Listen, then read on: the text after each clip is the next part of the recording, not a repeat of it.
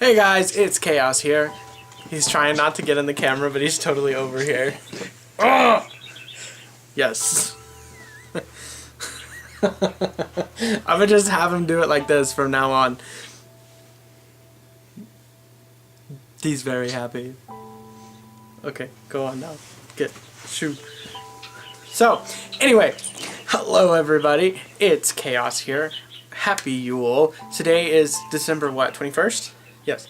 It's the 21st, so it's the technical day of Yule. The only thing is we do a 12-day type thing because in the lore of Yule, that's kind of the premise, that it takes more than one day. It's like a series of celebrations type thing. So anyway, for our first episode of the 12 days of Yule, we're gonna do some information about Yule. We're just gonna talk about Yule, and then we're gonna talk about some holidays, or I think it's Christian celebrations. I can't remember the exact name of the article, but I found this really cool article and I thought it would be cool to talk about that. So I actually found two cool articles, so I'm just gonna read you these basically on camera.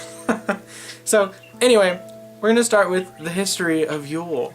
The history of Yule is a festival of light. Many cultures have winter festivals that are in fact celebrations of light, in addition to Christmas.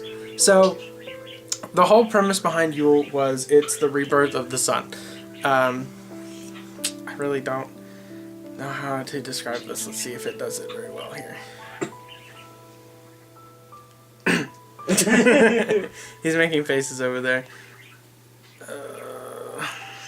Okay. For thousands of years, the ancient Egyptians took time to celebrate the daily rebirth of Ra, the sun god. As their culture flourished and spread throughout Mesopotamia, other civilizations decided to get in on the sun-welcoming action. They found out that things went really well until the weather got cooler. Each year, the cycle of each year, this cycle of birth, death, and rebirth took place, and they began to realize that every year, after a period of cold and darkness, the sun and day would return. So, Yule is actually the winter solstice. It's the time when the sun is gone for the longest amount of time. The sun.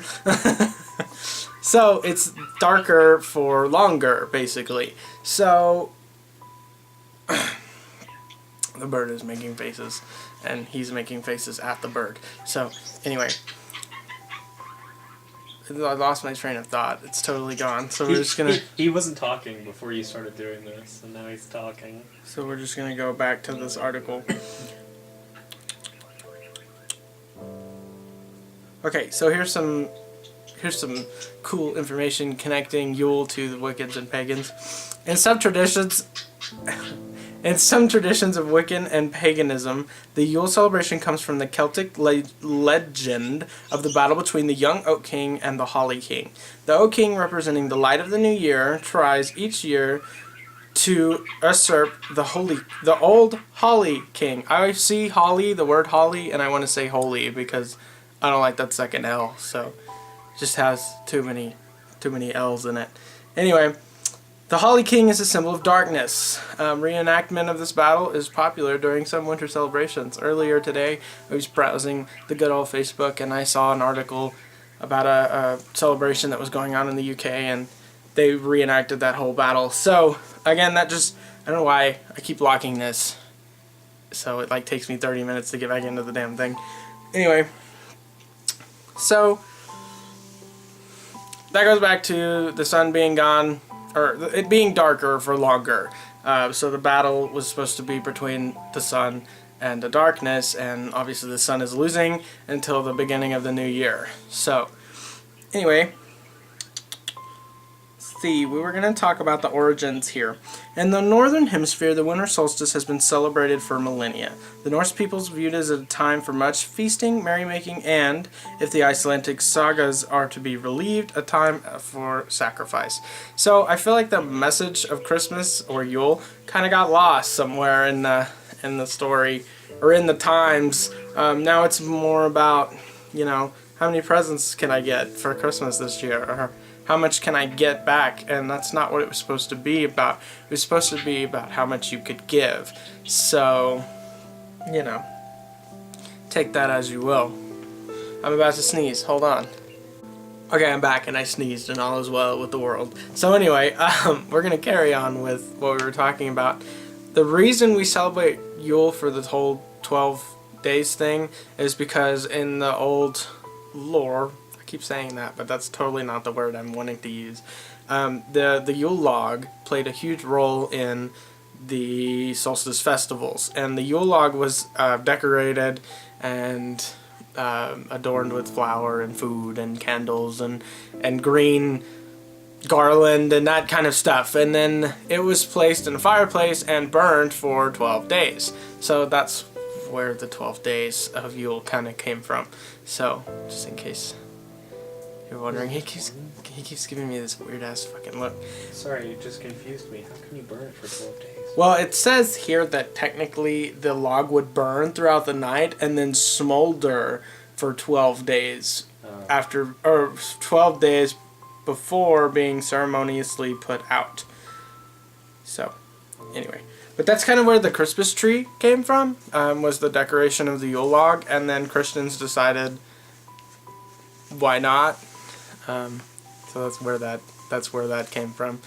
So now instead of a Yule log, you decorate a Christmas tree with tinsel and garland and ornaments and that kind of stuff. So, anyway, my Xbox is on and it's like trying to do stuff. He's gonna turn it off with his foot. God, I wish I could have recorded that. Anyway, okay, so now we're gonna talk about something a little different. This is something that I didn't actually know about. So I found this really cool article. I'm going to share both of these articles below. So if you'd like to go read them, go read them. There's a lot of information that I left out, and there's a lot of links that you can click on that'll give you more information about certain things. So let's look here. Okay, it's just 10 Christmas customs with pagan roots. So it doesn't say anything about Christians or Catholics or any religion. It just says Christmas customs. So, number 1 on this list is Christmas caroling. It says the tradition of Christmas caroling actually began as the tradition of wassailing, which was, I had to look up that word because I had no idea how to say that, and it said it rhymes with fossiling. So, wassailing? Fossiling? I don't know. So anyway, wassailers went from door to door, singing and drinking to the health of their neighbors. So basically they would do what carolers do now. They would sing and they would hang out with these neighbors that they lived by, and they would just celebrate the good times, you know, glad that everybody's still alive, that kind of thing. So, I should just hold on for a second. So, sorry, anyway, I'm having like terrible times with my allergies right now. I'm just like all kinds of stopped up and just, I felt like I was gonna die this morning, but I'm okay, I lived. Anyway, so, the concept actually harkens back to pre-Christian fertility rites. Only in those ceremonies, villagers traveled through their fields and orchards in the middle of the winter, singing and shouting to drive away any spirits that might inhibit the growth of future crops. So, it was basically, they were all acting like scarecrows running through the forest, their crops, trying to get rid of any bad spirits or things like that. Sometimes I do that in my house. I just run through the house and scream to try to scare things away, and I think my neighbors hate me, so it worked. So anyway, second here is kissing under the mistletoe. Looking at you over there. Mistletoe has been around for a long time and has been considered a magical plant by everyone from the Druids to the Vikings. The ancient Romans honored the sun god. Oh, that does not say the sun god. The ancient Romans honored the god Saturn, and to keep him happy, fertility rituals took place under the mistletoe. So obviously, that doesn't happen anymore. At least not normally. I would hope. Anyway, that's a little odd. So, alright. So basically the rest of this just talks about how underneath the mistletoe good things happen, positive things happen. It talks about how a couple of warring tribes would lay down their arms underneath the mistletoe, so it was mistletoe brings in peace and just happiness and love and all of the above. So we did find a piece of mistletoe while we were out yesterday. I don't know what the hell I've got to do with it, but I've got one. So I will probably like hang it over the door or something. I don't know. We'll get there later. Okay.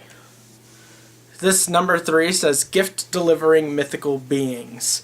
Sure, we've all heard of Santa Claus, who has his roots in the Dutch Sinterklaas mythology, with a few elements of Odin and St. Nicholas thrown in for good measure. But how many people have heard of La Befana, the kindly Italian witch who drops off treats for well-behaved children?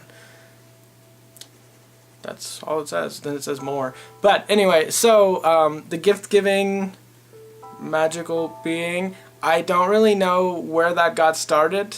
Or, I mean, I guess obviously somehow from this article.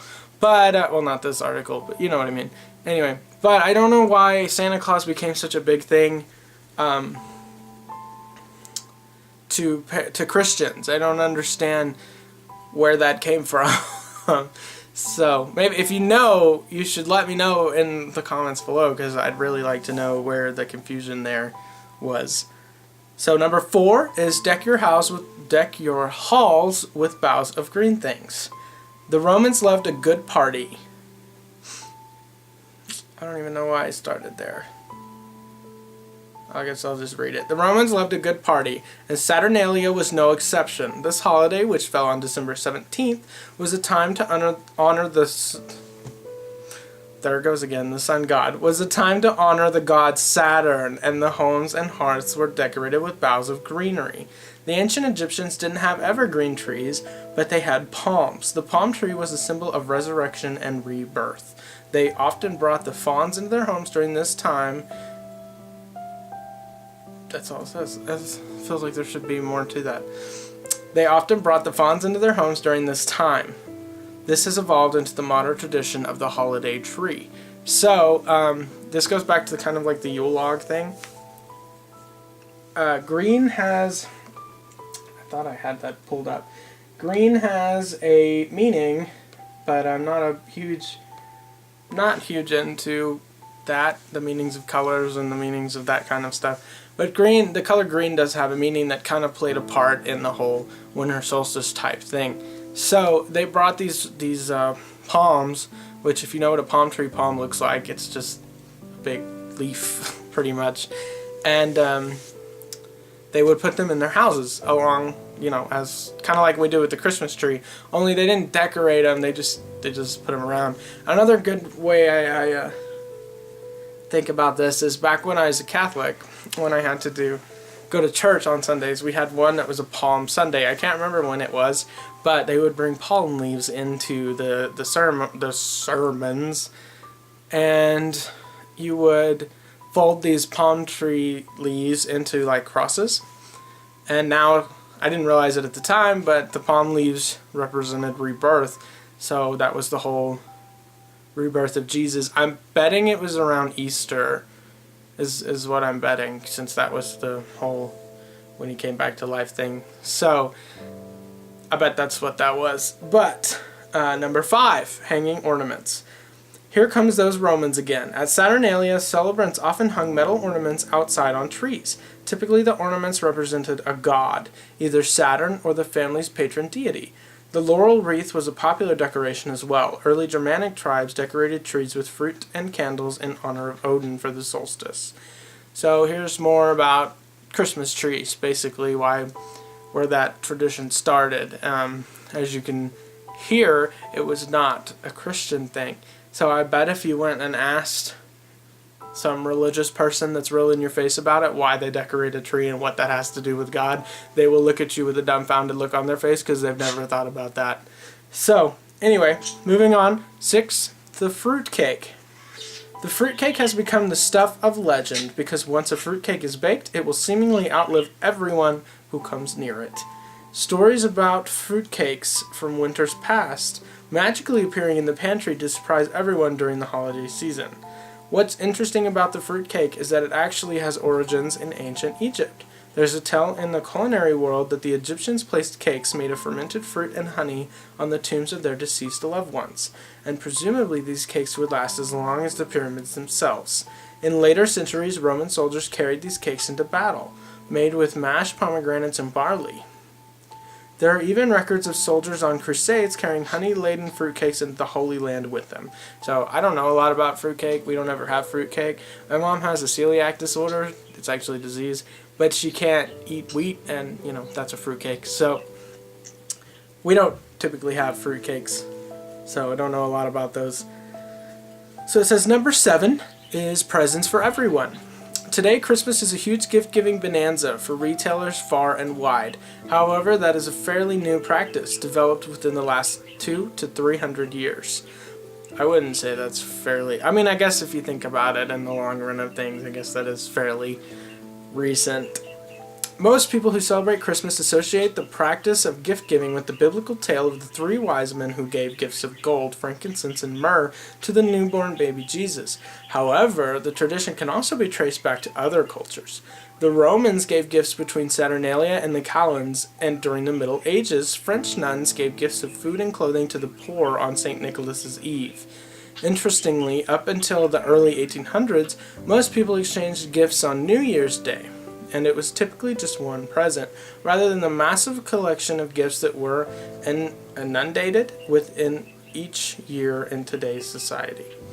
So that goes back to the point of the solstice was not to receive, it was to give. And back in the day, one present was supposed to be enough, which normally it would have been, and nowadays we've just totally blown that out of proportion. And, I'm thinking about it now. On Friday and Saturday, I plan on going and doing my Christmas shopping, and you can just imagine how much I loathe doing Christmas shopping. But in the good old days, one present sufficed. Being with your family and eating and just spending time with them used to be enough, and now it's not. So, 8. The resurrection theme. Christianity hardly has a monopoly on the theme of resurrection, particularly around the winter holidays. So I really like this article because it talks about the Egyptians. So we're going to skip the stuff about the Romans. If you'd like to read that, check out the article and you can read it for yourself. So, the Egyptians honored Horus, who has a similar story. While this doesn't mean that the tale of Jesus and his rebirth was stolen from the cult of Mithras of Horus, and in fact, it's definitely not. If you ask the scholars, there are certainly some similarities in the stories, and perhaps some carry over from the earlier pagan traditions. So basically, the story here was that Horus would go away during this time period because, it's darker, longer, and so they would pray to Horus and offer gifts and have these celebrations in order to bring Horus back, which in their opinions it worked because the seasons change. So that's kind of where the whole rebirth thing could have started. Nobody wants to say for sure because nobody knows for sure, but anyway, number 9 is Christmas holly. For those who celebrate the spiritual aspects of Christmas, there is a significant symbolism in the holly bush. For Christians, the red berries represent the blood of Jesus Christ as he died upon the cross, and the sharp-edged green leaves are associated with his crown of thorns. However, in pre-Christian pagan cultures, the holly was associated with the god of winter, the Holly King, doing his annual battle with the Oak King. Holly was known as a wood that could drive off evil spirits as well, so it came in very handy during the darker half of the year, when most of the other trees were bare. So, I feel like a lot of these traditions started, back when times were tough, when they were different, when people thought, when it was probably a lot freaking darker, if you think about it, because, we have street lamps now, and so we don't really know. Some of you might live out in the country or out in areas that are a lot more rural and not as urban as, say, where I live. But it's not that dark. You can walk outside and you can see your hand in front of your face. I'm sure back in the old days, you couldn't. You'd walk outside, and if there was no moon, you couldn't see diddly nothing. So the 10th and final here is the Yule log. Nowadays, when we hear about the Yule log, most people think of a deliciously rich chocolate dessert. But the Yule log has had its origin in the cold winters of Norway, on the night of the winter solstice, where it was common to host a giant log onto the hearth to celebrate the return of the sun each year. The Norsemen believed that the sun was a giant wheel of fire which rolled away from the earth and then began rolling back again on the winter solstice. So, I was going to see... That's about it from that article. We're just going to leave it at that. So again, I will post this article down below. This was day 1 of our 12 days of Yule, and I didn't really put too much thought into what I was going to do when I announced the 12 days of Yule. So this first one was a little bumpy. The next few, we're going to try to talk about some different rituals and different stuff that you can do to celebrate Yule, because we will be celebrating Yule for the next 12 days. This is the first full Yule